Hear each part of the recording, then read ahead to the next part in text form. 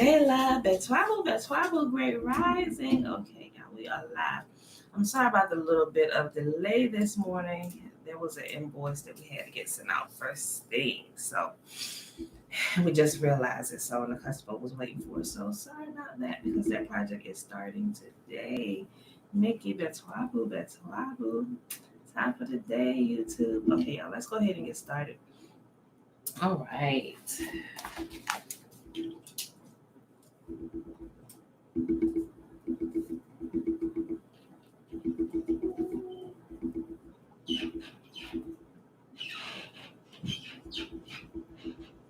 All right, people. Today is January 27, 2021, day 62 of year 3 of reading through the books of the Law and the Prophets, and of the 3-year consecutive day count is day 731. Remember that is without the Sabbath days added in and the Sabbath feast days added in, right? Okay, so today we're reading Leviticus 18, 19, and 20, and then we're going to hop over reading the Legends of the Jews. We're going to finish the last little section in Volume 3, Chapter 1, then we'll move into Chapter 2. All right, y'all, so let's go ahead and begin here with the Shema Israel, with Shema. Okay. Hear therefore, O Israel, and observe to do it, that it may be well with you, and that you may increase mightily as Yahuwah, the God of our fathers, has promised us, in the land that flows with milk and honey. Hear, O Israel, Yahuwah our God, He is one God. And you shall love Yahuwah your God with all your heart, with all your soul, and with all your might.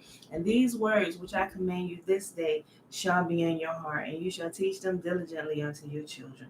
And you shall talk of them when you sit in your house, and when you walk by the way, and when you lie down, and when you rise up. And you shall bind them for a sign upon your hand, and they shall be as frontlets between your eyes. And you shall write them on the posts of your house and on your gates. And Yahuwah command us to do all these statutes, to fear Yahuwah, our God, for our good always, that He might preserve us alive as it is this day. And it shall be our righteousness if we observe to do these commandments before Yahuwah our God, as He has commanded us. Top of the day, YouTube. Hey. Okay. All right, y'all. So let's go ahead and jump over here real quick. Let's minimize that and pull this up. Leviticus 18, y'all. Okay. Oh, today is pretty interesting as well. We starting off with forbidden sexual practices. Yeah, we all should know this, but it's always a good reminder. All right, Leviticus chapter 18. Forbidden sexual practices is the title of this section. Then Yahuwah said to Moses, give the following instructions to the people of Israel. I am your God. So do not act like the people in Egypt, where you used to live, or act like the people of Canaan, where I am taking you. You must not imitate their way of life. Remember, we kind of talked about this yesterday with the whole blood spanking, Boker Tov, Corey. I like how you used some Hebrew this morning, although readily I recognize and I know some of the letters, but I can't read fluently yet. I ain't gonna try and pronounce that. Okay, but anyway, it's half the day. Just like we learned about the blood yesterday, we're not to even act like we are doing what the other nations do, right? And that was with the drinking of the blood. He said, don't eat blood, don't drink blood. We ain't supposed to act like it, right? And he's reiterating some of these same things right here. But now we're talking about actual sexual activities that we're forbidden to do. I just start back over since we was only on verse 3. This is Leviticus chapter 18. Then Yahuwah said to Moses, give the following instructions to the people of Israel. I am your God. So do not act like the people in Egypt where you used to live, or act like the people in Canaan where I am taking you. You must not imitate their way of life. You must obey all my regulations and be careful to obey my decrees. For I am Yahuwah, your God. If you obey my decrees and my regulations, you will find life through them. I am Yahuwah. You must never have sexual relations with a close relative, for I am Yahuwah. Do not violate your father by having sexual relations with your mother. She is your mother. You must not have sexual relations with her. Do not have sexual relations with any of your father's wives, for this will violate your father. Do not have sexual relations with your sister or half sister, whether she is your father's daughter or your mother's daughter when she was born into your. Thanks, babe. I appreciate that. Oh, look. Next time, make sure, because sometimes this camera catch the corner. Oh, look, it look. I think it caught a portion of your head, but you safe. You safe. Oh, I love my household, y'all. I love my household. Hold on. Let me double check something really quick. I'm sorry, y'all. Hold on. Something about this invoice. It just popped up. I'm sorry. Make sure this. Okay. All right. Okay. I'm sorry, y'all. I just had to make sure that. Okay. Anyway, that's neither here nor there. But I did have to check that real quick. Okay. We know that Yahuwah had to actually say these things to them because this is what was being done amongst the other nations where they were at, right? So a lot of things that we hear him say is because it was being done and they watched these things modeled before them. So he had to bring a separation. He said, listen, I know they was doing this here and they definitely going to be doing this in a place that I'm taking you. Here's what you don't do. You don't do that. Don't imitate what they're doing. What we are a nation within a nation. We are a nation within a nation that has laws itself. We're a nation with laws within another nation with laws, right? We are to follow and keep to these laws. Keeping these laws, keeping Yahuwah's laws, will keep us from violating any appropriate laws that these nations may have. And it will also keep us from violating the appropriate laws within Yahuwah's laws, and it would keep us from violating those. Yeah, it's just gonna keep us all the way around. Like their laws may violate Yahuwah's laws, but Yahuwah's laws will keep us safe, but it'll also keep us from violating the nation's good laws where we live, right? So Yahuwah's laws is good for all, even though Israel was the only one to accept them. Yeah, shenanigans was happening, but all the other nations, remember, Yahuwah went to all the other nations before he came to Israel. Will you accept my law? They say, yeah, no, because we're going to have to give up this and we're going to have to give up that. Go and get to somebody else, right? So this is why also that the judgment toward the other nations is I'll just say it's so harsh because they had the opportunity. Yahuwah had actually given every nation the opportunity to accept the law. So a lot of time when we don't even understand it, we think, oh, well, maybe he being unjust to them. Nope, they had matter of fact, we were the last ones that the law came to, and we accepted. Our ancient ancestors accepted. They say, yes, we will take it and we will do it, right? When the other nations had the opportunity and they say, yeah, no, go and get somebody else. We want to stick with what we're doing over here, right? So had they agreed to accepting Yahuwah's law, they would fare way better than what they do. But since they did it and they blatantly said, we do not want it. We do not want you. We have our own gods. That's why they get dealt with the way they get dealt with, because they had the opportunity, right? Okay. You must never have sexual relations with a close relative, for I am Yahuwah. Do not violate your father by having sexual relations with your mother. She is your mother. You must not have sexual relations with her. Do not have sexual relations with any of your father's wives, for this will violate your father. Do not have sexual relations with your sister or half sister, whether she is your father's daughter or your mother's daughter, whether she was born into your household or someone else's. Do not have sexual relations with your granddaughter, whether she is your son's daughter or your daughter's daughter, for this will violate yourself. Do not have sexual relations with your stepsister, the daughter of any of your father's wives, for she is your sister. Do not have sexual relations with your father's sister, for she is your father's close relative. Do not have sexual relations with your mother's sister, for she is your mother's close relative. Do not violate your uncle, your father's brother, by having sexual relations with his wife, for she is your aunt. Do not have sexual relations with your daughter-in-law. She is your son's wife. You must not have sexual relations with her. Do not have sexual relations with your brother's wife, for this would violate your brother. Do not have sexual relations with a woman and her daughter.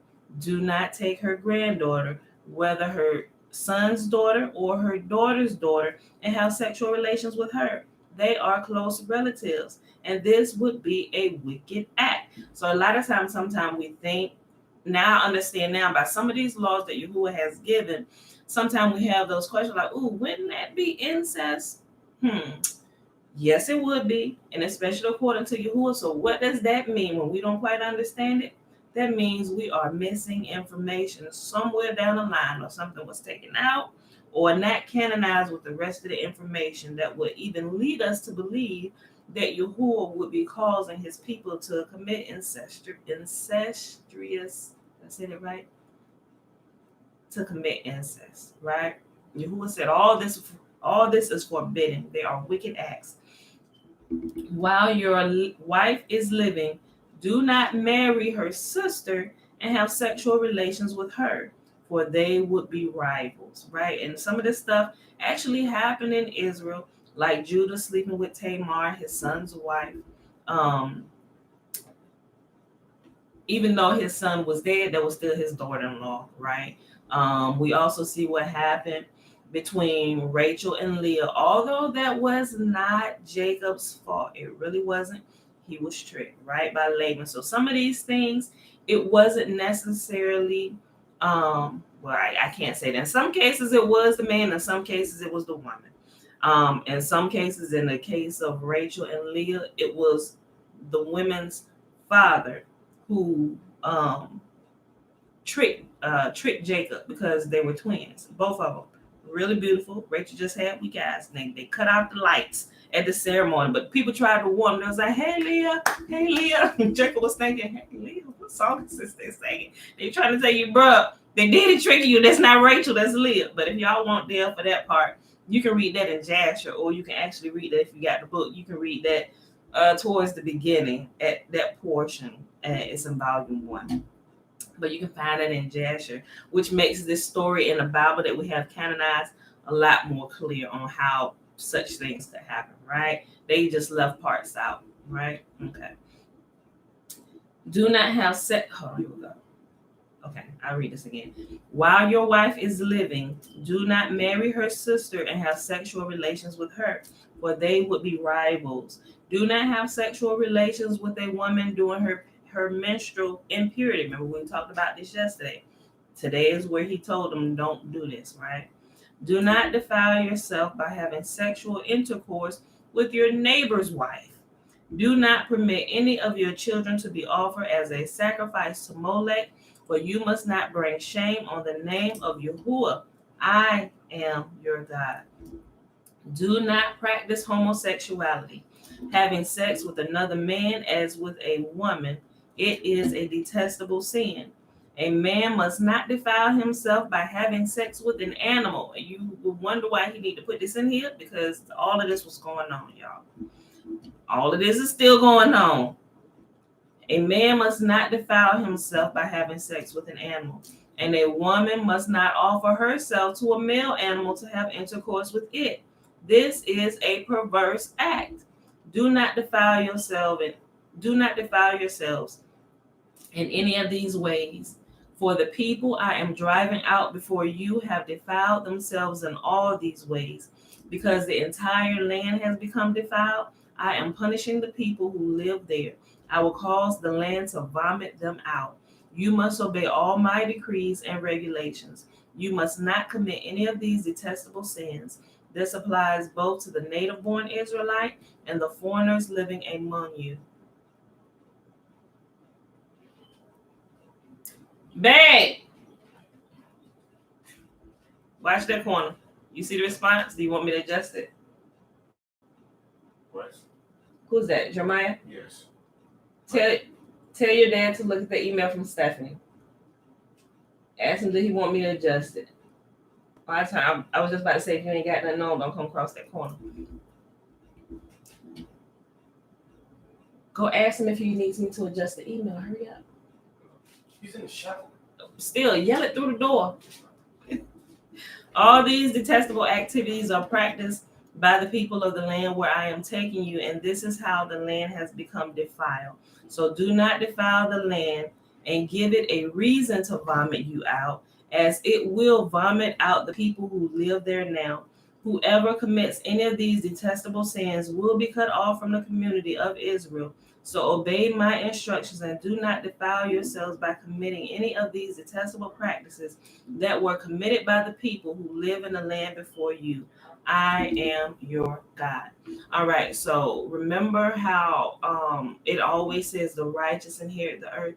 If we keep to the commands of Yahuwah, when the land starts doing all the shaking and reeling and earthquakes and all this other stuff, and the third deposit down on the credit card. He said for the third down for the deposit with credit card. And he said leave it at 30. Ask him, did he read the email she just sent? Go ask him that. He's missing. Yeah, I know. Tell him. Just tell him, and she said it's too much. We know it's not too much, but tell him she said it's too much, and ask him if he want me to adjust it. Just say that. She said it's too much. Do you want me to adjust it?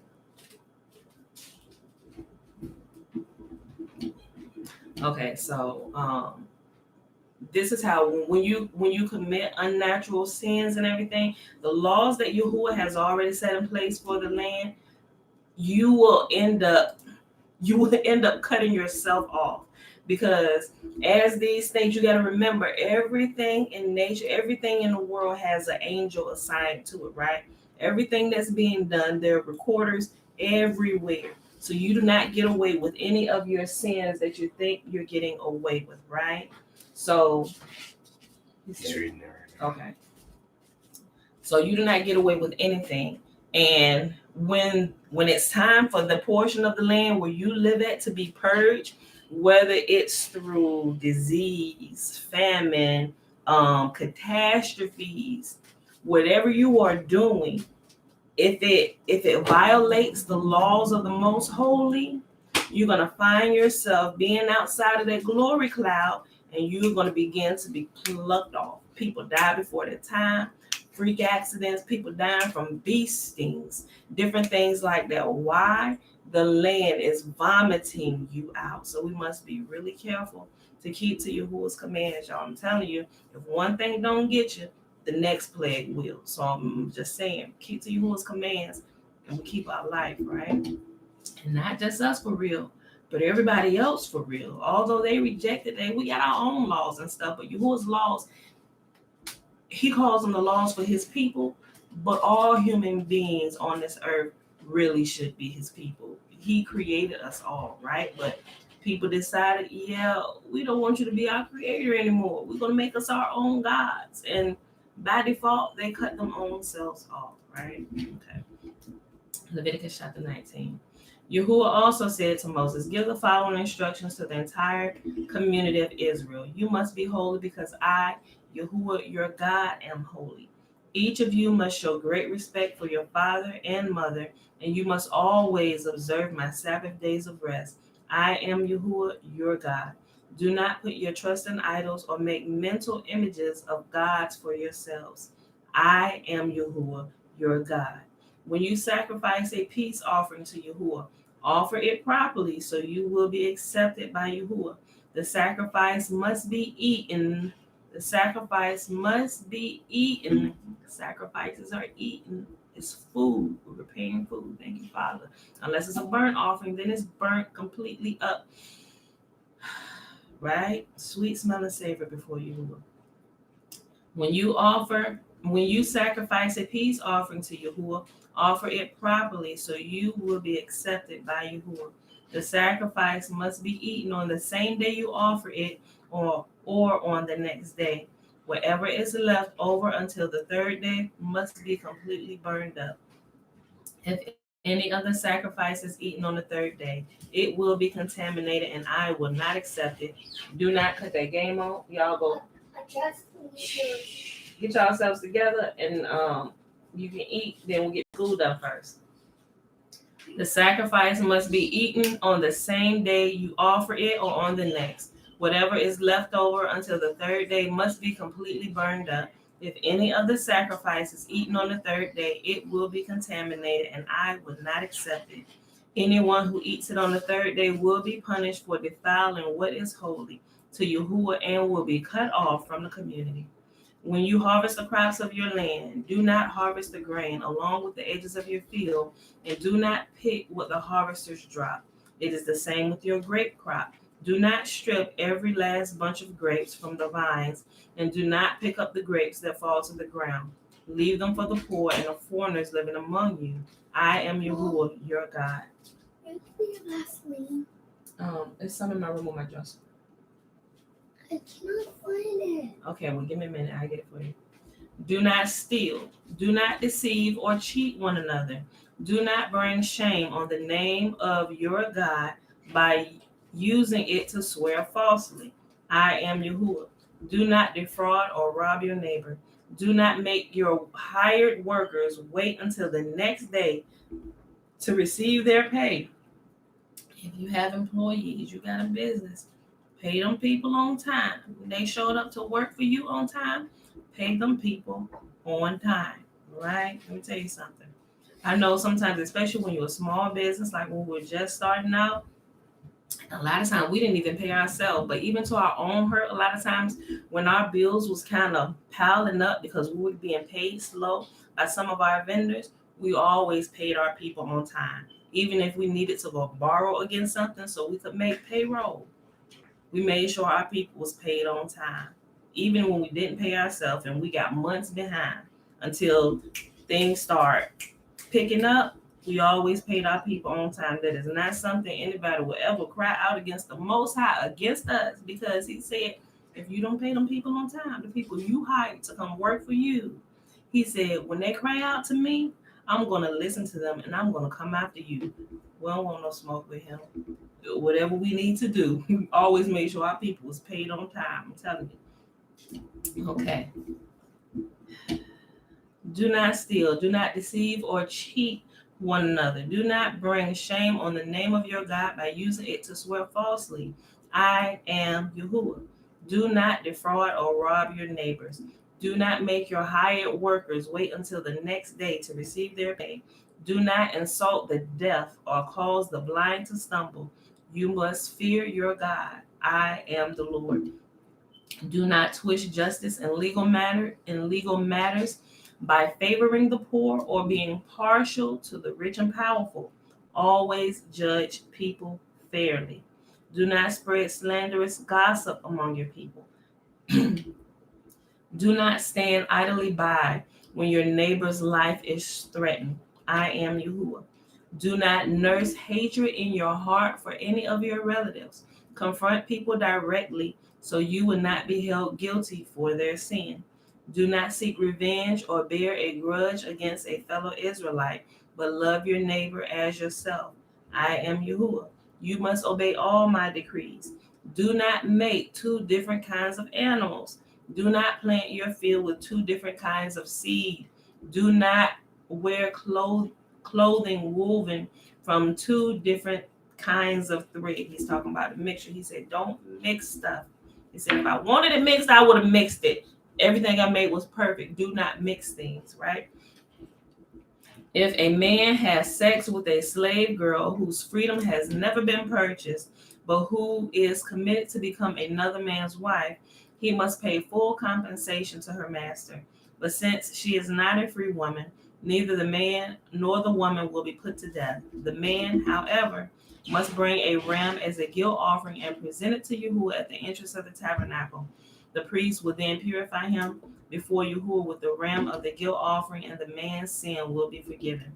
When you enter the land and plant fruit trees, leave the fruit unharvested for the first 3 years and consider it forbidden. Do not eat it. In the 4th year, the entire crop must be consecrated to Yahuwah as a celebration of praise. Finally, in the 5th year, you may eat the fruit. If you follow this pattern, your harvest will increase. I am Yahuwah, your God. Do not eat meat that has not been drained of its blood. So people eating steaks and stuff that look like a little red, not like fully drained, you like that. Don't do that. Don't.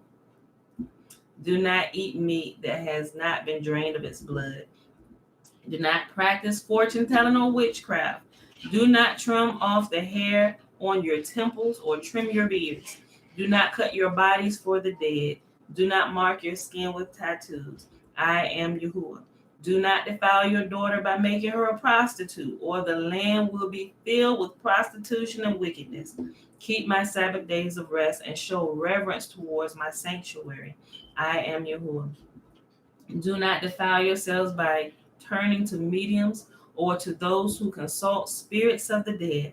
I am Yahuwah, your God. Remember, Yahuwah's, even the prophets will tell you, is there not a prophet of Yahuwah in the land where we can consult Yahuwah? We are to go to the most holy for everything, right? He is our mighty one. If we have need of anything, we are to consult him alone. Right? I cannot stress that enough. We, Yahuwah's people, are to consult Yahuwah alone. King Saul got himself in trouble for this, right? We are not to do that. Yahuwah is the only one that we talk to. He's the only one we consult, right? Okay.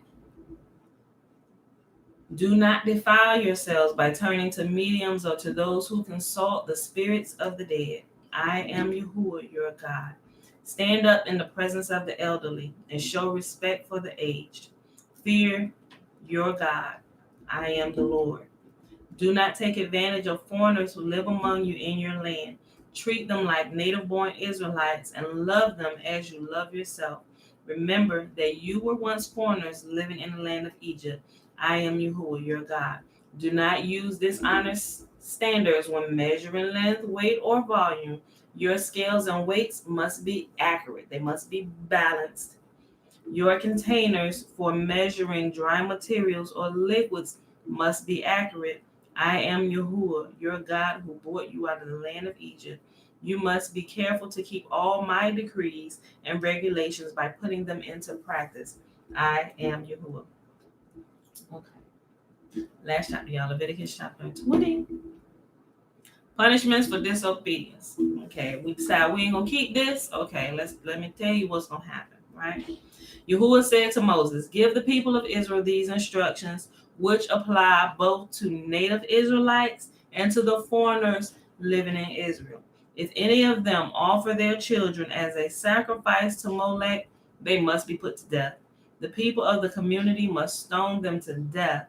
I myself will turn against them and cut them off from the community because they have defiled my sanctuary and brought shame on my holy name by offering their children to Molech.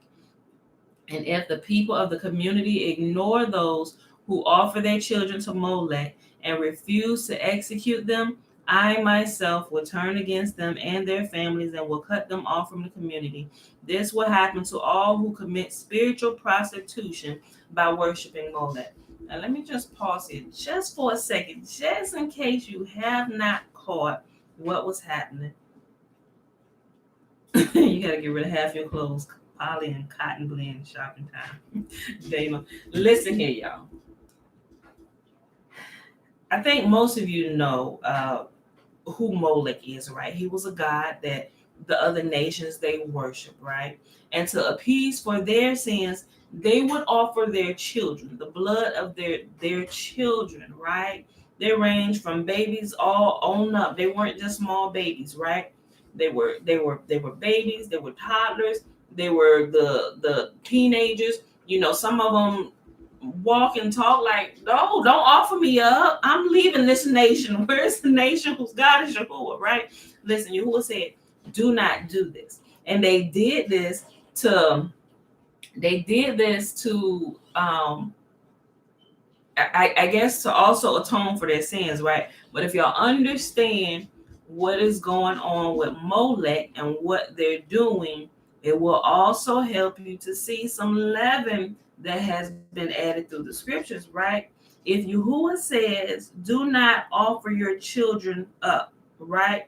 Your children cannot atone for your sins. Do not send them through the fires of Molech. Will he then turn around and do the same?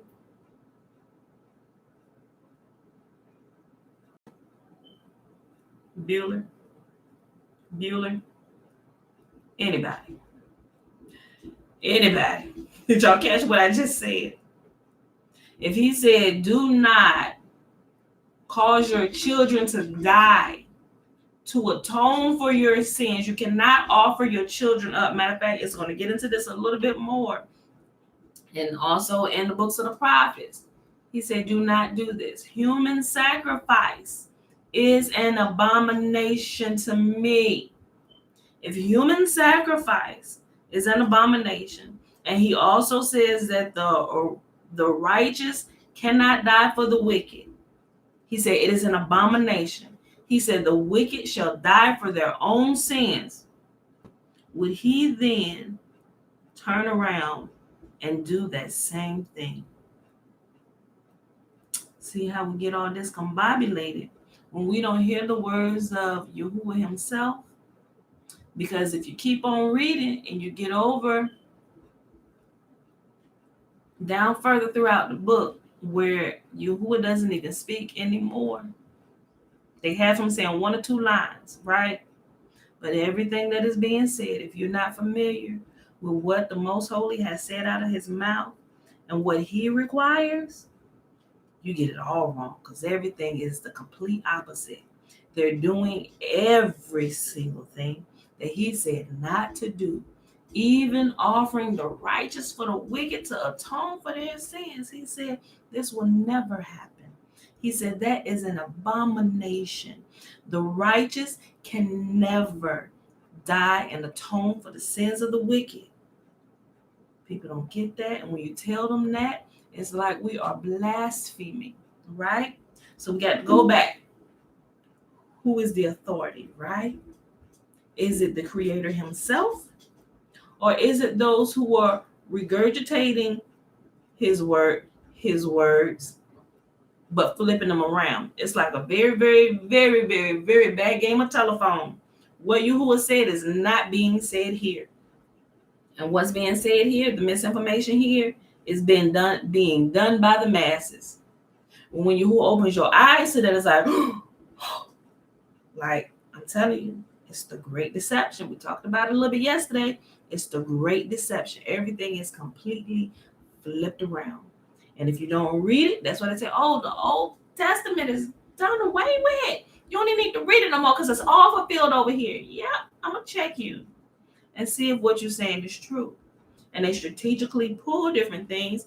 And this was fulfilled here. And this was fulfilled here. But wait a minute. Did not the Old Testament give us the actual fulfillment? Because everything that was done, it actually tells you when it was fulfilled. If it wasn't fulfilled, like what's going to happen at the end days, Yahuwah says, seal this up. That's a secret. I'm going to reveal it to them at that time. Right? But anything Yahuwah says, that's why I say you got to get to learn. You have to learn how Yahuwah operates. You have to learn his character. When he says something, it happens exactly when he said it's going to happen, right? If he say you're going to die tomorrow, you're going to die tomorrow. But when you get down here, it has him like he's just leaving open-ended statements all the time. That is not Yahuwah's character, right? Okay. That's what they say, Dana. That's what they say. I ain't going to repeat the statement simply for the fact somebody may come in and hear that. But if you're on Facebook, yeah, that's what they say. That's what they say. They say that he was God, but he is not. He is not. He is not. Because just about everything, there's a lot of leaven mixed in there in that loaf. There's a lot of stuff mixed in there that goes directly against. That's why. And it wasn't until I actually started reading, I was like, so this is what people talking about. It contradicts. But a lot of people, they say, oh, it contradicts. That's why I don't even read none of it. They say that as a cop-out to just throw the whole thing away. That is not what I'm telling you to do. Don't throw the baby out with the bathwater. There is contradictions in there. But you have to find out why the contradictions are there, right? And then you have to appropriately line stuff up. Remember, Yahuwah is the authority. Everything needs to be bounced against what Yahuwah has said, not other people's interpretation of what he said, because Yahuwah always gives his own interpretation. That's what we find out as we read through the Old Testament. Nothing is left to chance for you to try and figure out what Yahuwah meant, right? Because he tells you. But then you get over here, if you never read it, that'll never pop up in your Shana. But didn't Yahuwah say that this meant that? How can you now say that this means this, right? That's what I'm saying, y'all. So we'll leave that right there. And just start this over, right? Where we're talking about how Yahuwah saying human sacrifice is an abomination. I will not accept it, and the righteous cannot die for the wicked. Let's start this over. Leviticus chapter 20, verse 1. This is the last chapter here before we jump over to the legends of the Jews. Yahuwah said to Moses, give the people of Israel these instructions, which apply both to native Israelites and to the foreigners living in Israel. If any of them offer their children as a sacrifice to Molech, they must be put to death. The people of the community must stone them to death. I myself will turn against them and cut them off from the community, because they have defiled my sanctuary and brought shame on my holy name by offering their children to Molech. If Yahuwah said that's an abomination, why would he offer?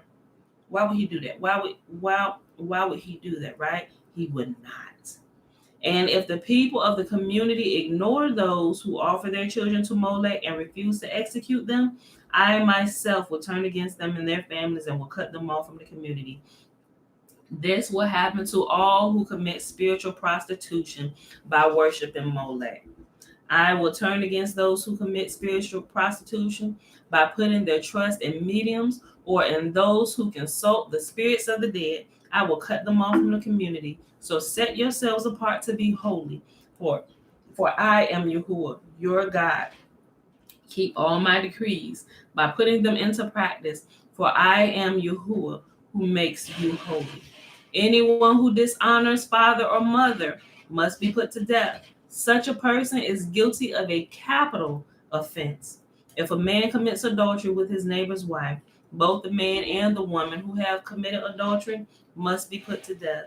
If a man violates his father by having sex with one of his father's wives, both the man and the woman must be put to death, for they are guilty of a capital offense. If a man has sex with his daughter-in-law, both must be put to death. These have committed a perverse act and are guilty of a capital offense. If a man practices homosexuality, having sex with another man as with a woman, both men have committed a detestable act. They must both be put to death, for they are guilty of a capital offense. It's the same thing for a woman. If a man marries both a woman and her mother, he has committed a wicked act. The man and both women must be burned to death to wipe out such wickedness among you. Am I good enough? Huh? Am I good? Wait, did you read her response? No, I ain't talking about that. I don't care about that. Oh, okay. Oh, yeah. Oh. You fully clothed yourself, husband. Hey, I love you, bro. Love you. Hey, call me once you finish up with that. Okay. We gotta talk about some stuff. Okay. All right. Did you start your video What do you mean? when I came around the corner? No, it was like right there at the corner. I saw your hair, but you was coming to give me my jacket, so my jacket was in front of you. Gotcha. Oh, blessed be the most holy.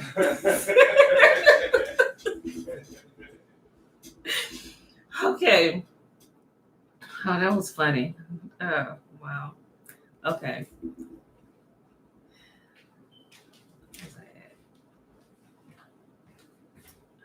Did I go up? Oh, okay, verse 14. Okay. If a man marries both a... Huh? Yeah, you do that to me. You get me all thrown off. All this combobulated. If a man marries both a woman and her mother, he has committed a wicked act. The man and both women must both be burnt to death to wipe out such wickedness from among you. If a man has sex with an animal, he must be put to death, and the animal must be killed. If a woman presents herself to a male animal to have intercourse with it, she and the animal must both be put to death. You must kill both, for they are guilty of a capital offense. If a man marries his sister, the daughter of either of his father or his mother, and they have sexual relations, it is a shameful disgrace. They must be publicly cut off from the community. Since the man has violated his sister, he will be punished for his sin. If a man has sexual relations with a woman during her menstrual period, both of them must be cut off from the community, for together they have exposed the source of her blood flow. Do not have sexual relations with your aunt, whether your mother's sister or your father's sister. This would dishonor a close relative. Both parties are guilty and will be punished for their sin. If a man has sex with his uncle's wife, he has violated his uncle. Both the man and woman will be punished for their sin, and they will die childless. If a man marries his brother's wife, it is an act of impurity. He has violated his brother, and the guilty couple will remain childless. You must keep all my decrees and regulations by putting them into practice. Otherwise, the land which I am bringing you as your new home will vomit you out. Do not live according to the customs of the people I am driving out before you. It is because they do these shameful things that I detest them. But I have promised you, you will possess their land, because I will give it to you as your possession, a land flowing with milk and honey. I am Yahuwah your God, who has set you apart from all other people. You must therefore make a distinction between ceremonially clean and unclean animals, and between clean and unclean birds. You must not defile yourselves by eating any unclean animal or bird or creature that scurries along the ground. I have identified them as being unclean for you. You must be holy, because I, Yahuwah, am holy. I have set you apart from all other people to be my very own. Y'all gonna roll with me? Y'all gotta look like me. Y'all gotta act like me. When people see y'all, they're gonna see me, right? So because I'm holy, you too are required to be holy, right? Men and women among you who act as mediums or consult the spirits of the dead must be put to death by stoning. They are guilty of a capital offense. In the KJV, it says, "Thou must not suffer a witch to live." Right? Okay. All right, y'all. So that's the reading in Leviticus. That was Leviticus 18, 19, and 20. So let's go ahead and hop on over here to the Legends of the Jews. What we at? What time we at? We're at 42 minutes. Okay, y'all. All right. Okay. So we're going to end this part with Jethro. Remember, if you're in the same size book I am, it's page 262. If you got a smaller book that has different page numbers, it's volume 3, chapter 1. It's the last section, and it's called Jethro. Okay. Smite a scorner, and the simple will beware. The destruction of Amalek brought Jethro to his senses. Jethro originally was in the same plot with Amalek, both having incited Pharaoh against Israel. But when he saw that Amalek lost this world and the other, he repented of his sinful ways, saying, "There is nothing left to me but to go over to the God of Israel." And although he dwelt in the greatest wealth and honor, he determined to set out for the desert to Moses and his God. That's like people, it's like, "Ooh, that happened to you? Yeah, we're not going that route. Okay, tell me what he did. Yeah, we're not doing that. Yep, we're not hanging with y'all no more. We're going to go submit ourselves to the God of Israel." Yep. He said when he saw what happened to Amalek, that he lost what was here. He lost his possessions in this world and in the world to come. He said, "Yep, not I. It's like me. I'm going to learn from your mistakes. Y'all saw what happened to Keisha last week? Yeah, no, we're not doing that." Arrived at the camp of Israel, he could not enter it, for it was enveloped by a cloud that none could pierce. Hence, he wrote a letter to Moses and shot it off with an arrow so that it fell into the camp. The letter read, "I adjure thee by thy 2 sons and by thy God to come meet me and receive me kindly. If thou wilt not do it for my sake, do it for thy wife's sake. And if thou wilt not do it for her sake, do it for thy son's sake."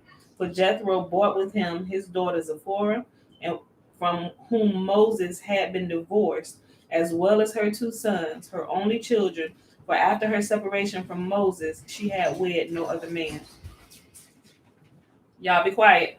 At first, Moses was inclined to give no ear to this letter, but Yahuwah said to him, "I, through whose word the world came into being, I bring men to me and do not thrust them back. I permitted Jethro to approach me, and I did not punish him from me. And I did not push him from me. So do thou too receive this man who desires to take himself under the wings of the Shekinah. Let him approach and do not repulse him. Yahuwah said, anybody that want to come near to me, let them come. He said, if they want to come to me, I will not push them away, right? Then it's not just talking about us, our people. He's talking about other nations. If they want to come to me, they want to submit themselves and come into this glory, let them come, right?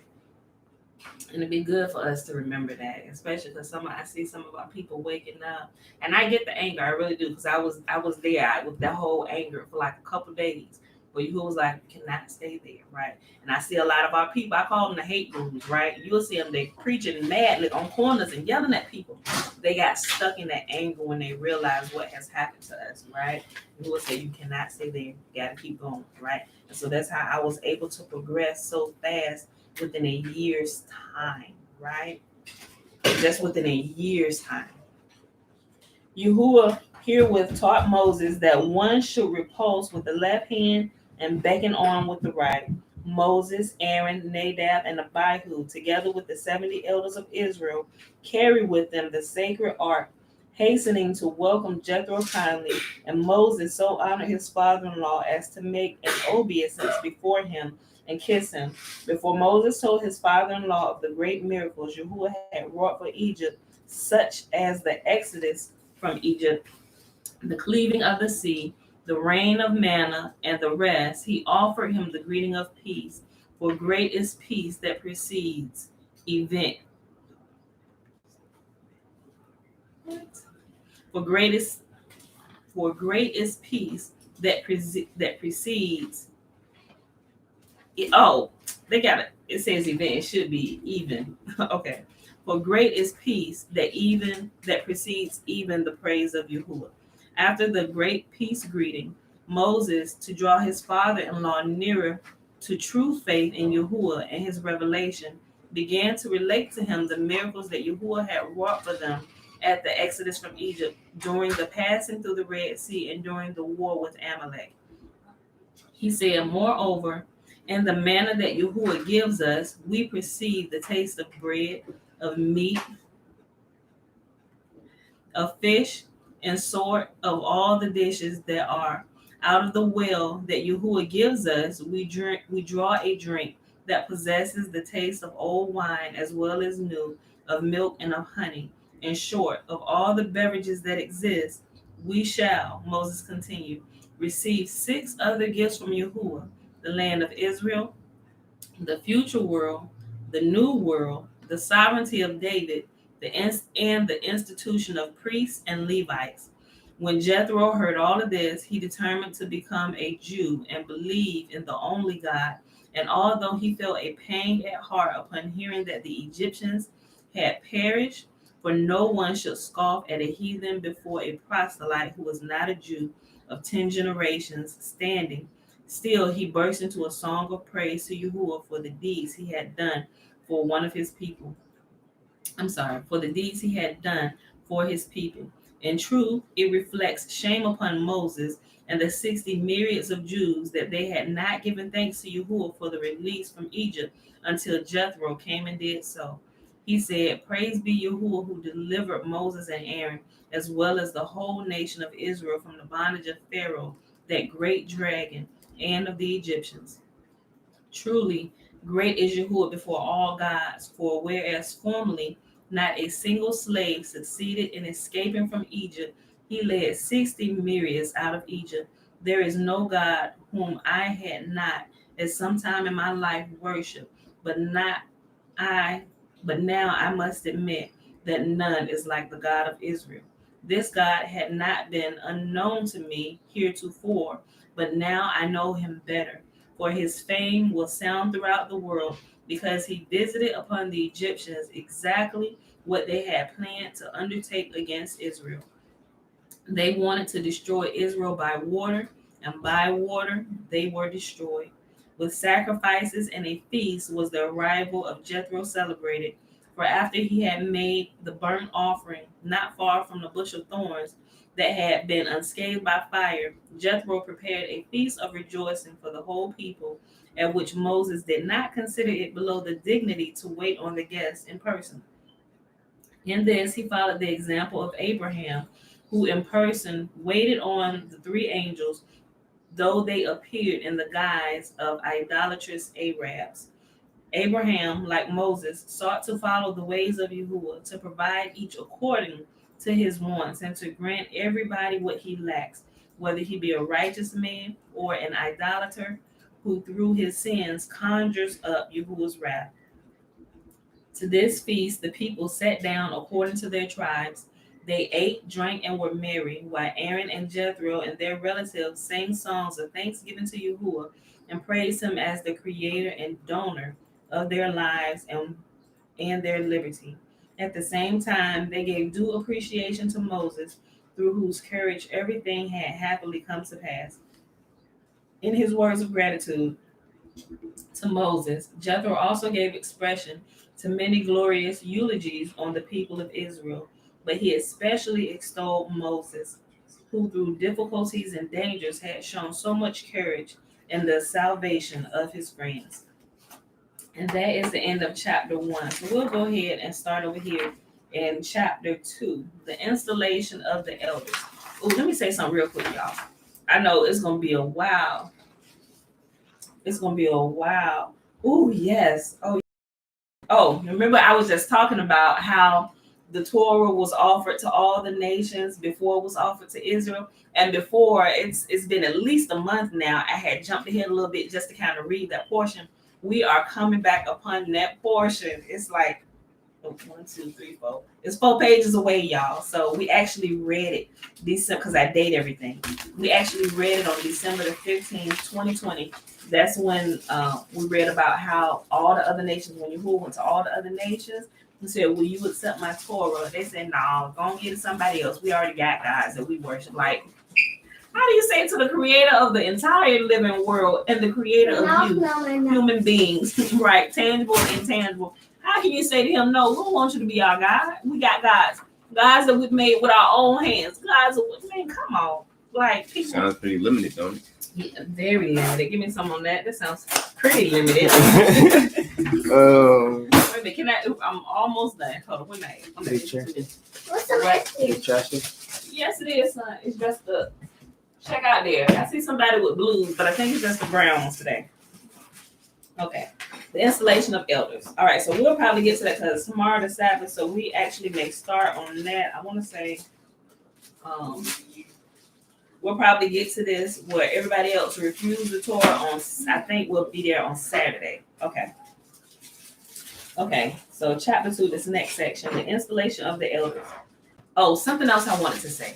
Before I said that, then I realized, y'all know, I shared it with my mom and them last night because I was reading ahead in here last night. I was looking for something on Daniel and something more, see if we understood everything, the vision and everything about the end times. I'm like, okay, Father, what is going to be revealed here to us, to our generation, right? He said, Daniel, seal it up, that's enough. What's going to happen then will be revealed during those times, right? So I wanted to make sure I had, at least with everything that I have, I wanted to make sure that I had all the information, right? Because I'm like, we're still missing something here for this time. Like I can feel it. I can feel it down in my shanana that we're missing a very valuable piece of information, right? And so that's what I'm praying I was looking for. What I came across was who that fourth person was in the fiery furnace. Y'all know, and for the ones that already know, don't say nothing, y'all. Don't get away. But seriously, like Alicia, y'all, Mama, y'all don't say nothing, right? Shalom, Bird. Listen, guess, y'all, who was that fourth person in the fiery furnace with Meshach, Shadrach, and Abednego, right?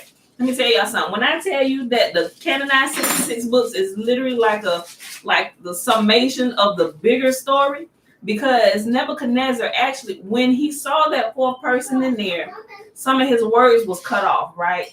Nebuchadnezzar, and I didn't realize till last night, Nebuchadnezzar knew who that fourth person was. They just kind of shortened his words a little bit on who it was in there. He recognized him because he's seen him before. Take a guess who it was, y'all.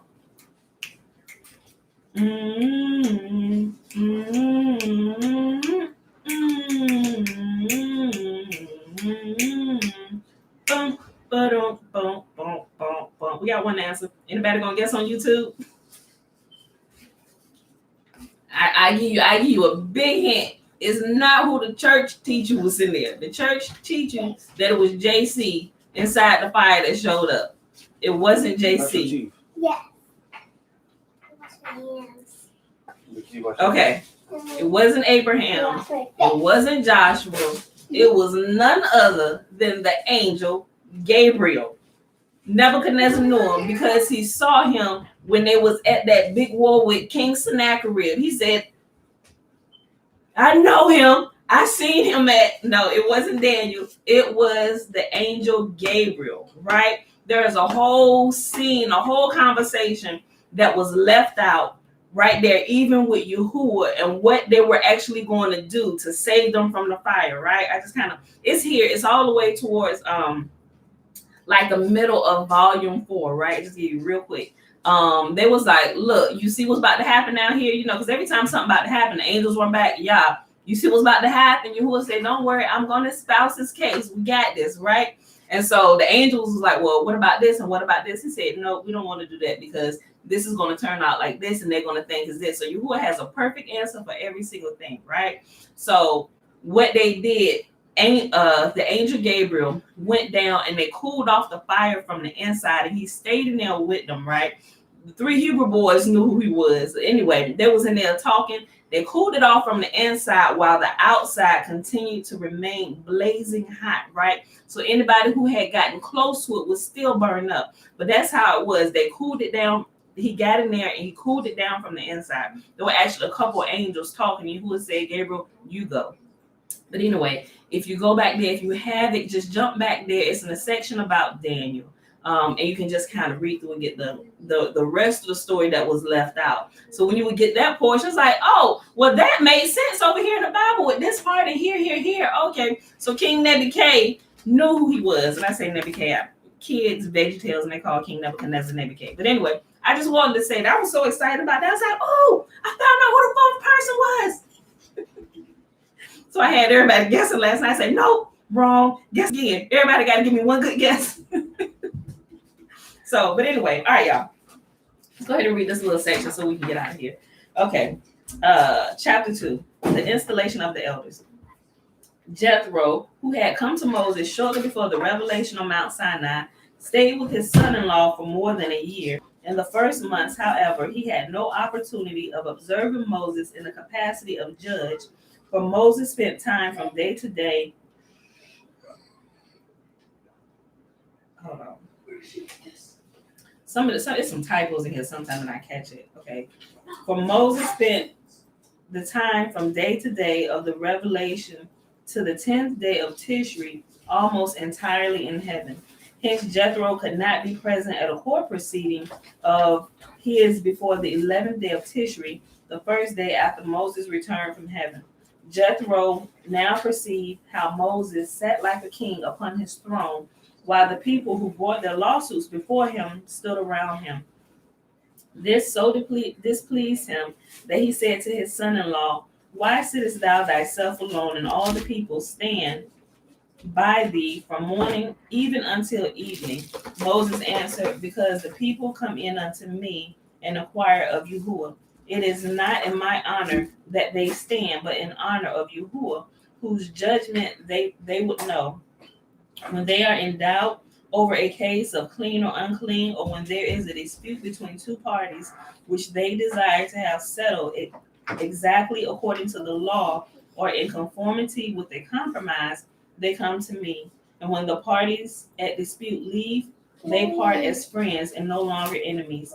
I expound to the people besides the words of Yahuwah and his decisions. Shut up, girl. Listen, don't take this. I need this. Okay, you can go ahead and look at that. That's a map.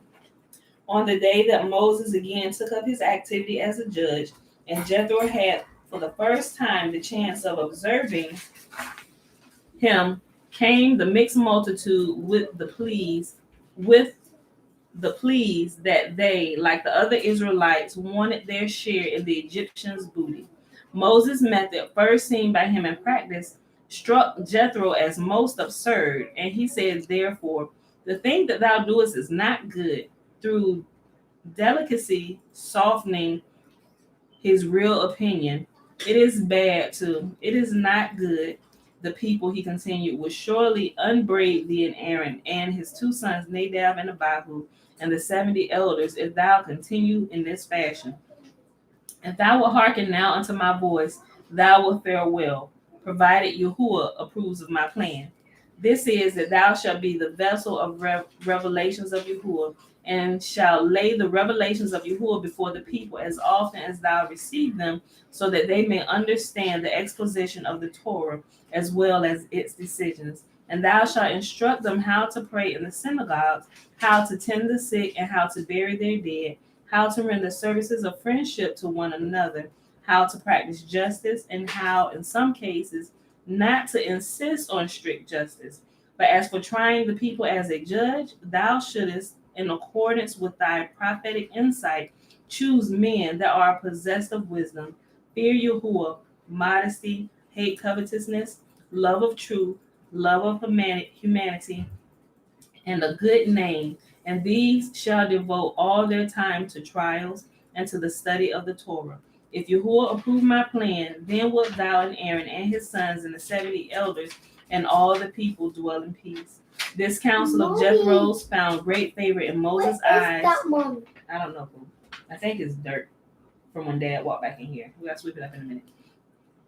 This counsel of Jethro's found great favor in Moses' eyes, for he had been only too well aware of the difficulties and annoyances with which he had to contend. The people were very disputous, being willing to spend 70 silverlings in litigation costs for the sake of gaining one silverling, and did their utmost to lengthen their disputes at law. Went on say that Moses was about to cast a decision against him. He demanded that his lawsuit be adjourned, declaring that he had witnesses and other proofs which he would bring forward on the next occasion. Don't we kind of see this happening? If y'all go to court cases and stuff, we see this happening. Case adjourned. Let's push this date out. We got some more witnesses and stuff we need to bring in, right? It's like they keep pushing it off and pushing it off. You know, they think it's going to be a win for them in ways they can bring in more witnesses and more proof and all this other stuff. Y'all see these shenanigans.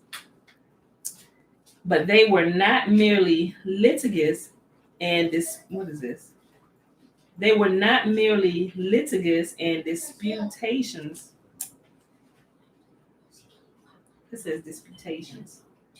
Maybe they messing words. They were not merely litigious and full of disputations. They were also spiteful and vented their temper on Moses. If Moses went out early, they would say, behold, the son of Amram, who betakes himself early to the gathering of manna, that he may get the largest grains. If he went out late, they would say, behold, the son of Amram, he goes to the multitude to gather in marks of home. If he chose a path aside from the crowd, they said, behold, the son of Amram, who makes it impossible for us to follow the simple commandment to hone the sage. Then Moses said, if I did this, you were not content. And if I did that, you were not content. I can no longer bear you alone. The eternal your God have multiplied you. And behold, you are this day as the stars of the heaven for multitude. Yahuwah, the God of your fathers, make you 1,000 times so as many as ye are, and bless you as he has promised you.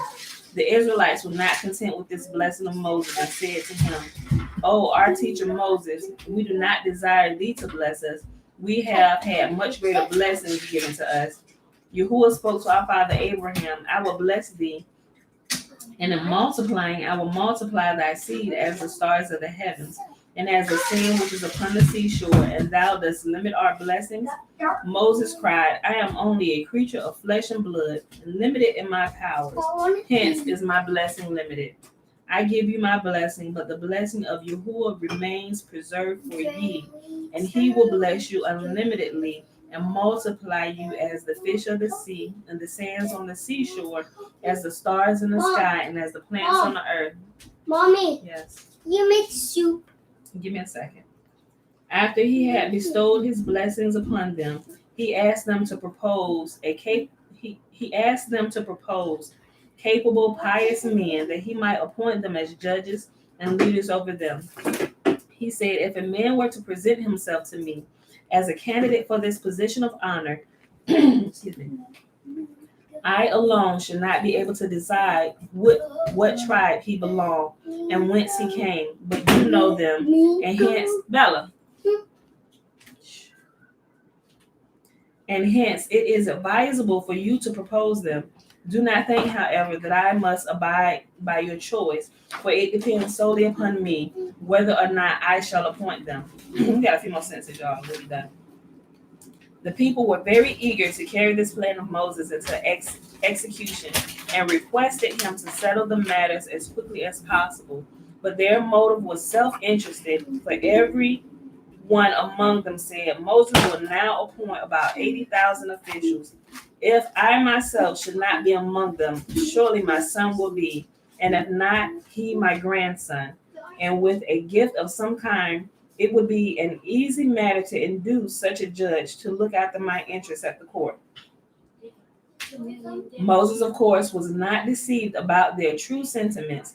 Still, he paid no further attention to them and picked out the best men among the people, though they were not possessed of nearly all the good qualities Jethro had thought essential for judges and leaders of people.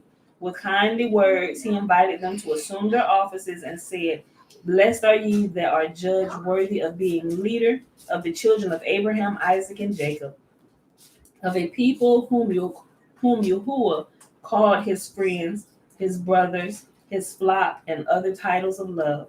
He impressed upon them that they possess much patience and must not become impatient if a lawsuit is brought before them more than once. Heretofore, he said, you belong to yourselves, but from now on you belong to the people, for you judge between every man and his brother and his neighbor. If ye are to appoint judges, do so without respect of persons. Do not say, I will appoint that man because he is handsome, because he is a handsome man or a strong man, or because he is my kinsman, or because he is a linguist. Such judges will declare the innocent guilty and the guilty innocent, not through wickedness, but through ignorance. And Yahuwah will reckon the appointment of such judges against you as a perversion of justice on account of your respect. Mommy, look. Okay, on account of your respect of persons.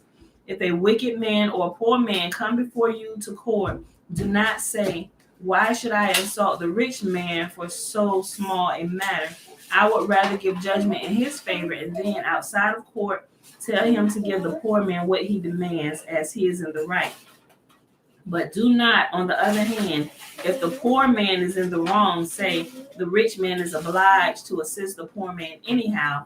I will now decide in favor of the poor that in a decent way he may, without begging, obtain money from his rich fellow man. Do not, moreover, say, I see it, Tootie. I see it. What's that spell? Hold on. It's a circle. Do not, moreover, say, It's a star. It's a star. Okay, I can see that.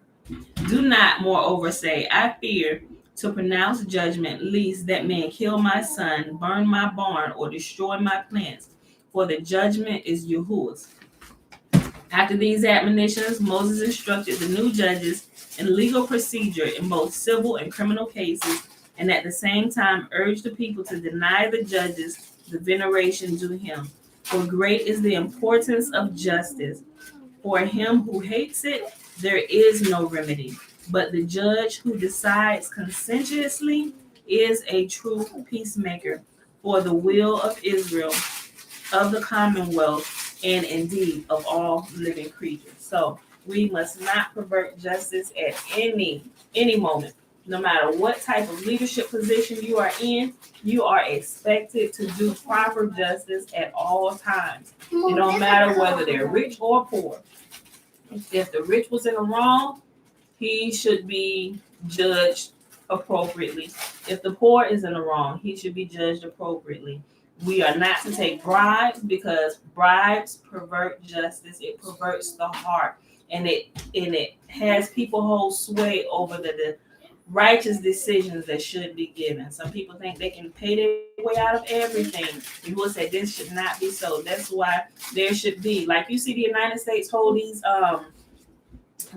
proceedings for the judges that were appointed by, and it's not just with this president, but anytime they appoint judges, they go through this thing and they kind of grill them. They should grill them appropriately. We see some biased grilling going on, but Yahuwah said it should not be biased at all. You know, those who are putting them in these positions, they should be completely unbiased, and those who are going up for these positions should be completely unbiased, that they will always render a righteous verdict, right? There's a whole lot of people that need to be cleaned out of positions of authority, right?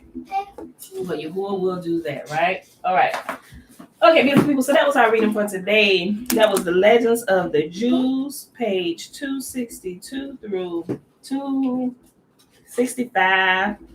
And we read Leviticus 18, 19, and 20. It is Wednesday, January 27, 2021, year 3 of reading through the books of the law and the prophets.